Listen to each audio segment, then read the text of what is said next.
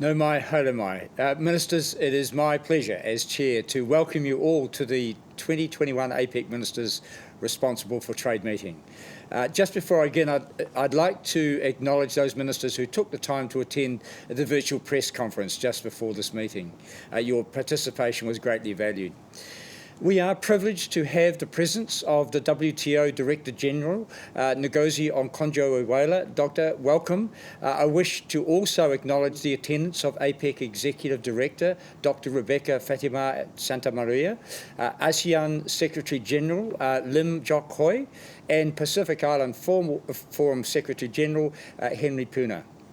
I want to speak firstly to the unprecedented situation that we find ourselves in. The Organisation for Economic Cooperation and Development estimates that global GDP fell by 3.4% in 2020. The WTO calculates that global goods trade contracted by over 9% in the same period. Workers and businesses have been dramatically impacted by this pandemic. Many are in industries that have suffered from the negative economic effects of the pandemic. All APEC economies and industries have been impacted by the pandemic. It knows no boundaries. We have all seen a rise in protectionism and other barriers to our recovery from the COVID-19 crisis, including the challenge presented by vaccine nationalism. More traditional barriers to trade and distortions, especially subsidies, have also been rising in light of the pandemic.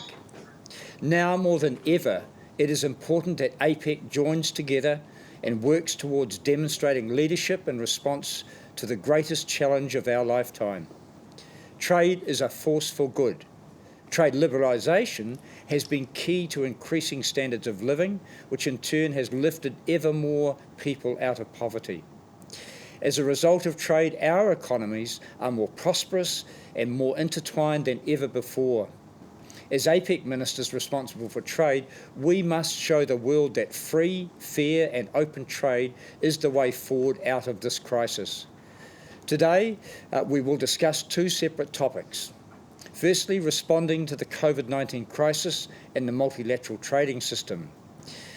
First, in responding to the COVID-19 crisis, the question on our minds should be, how can trade policy help our economies recover from the economic impacts of the pandemic, and how can APEC assist?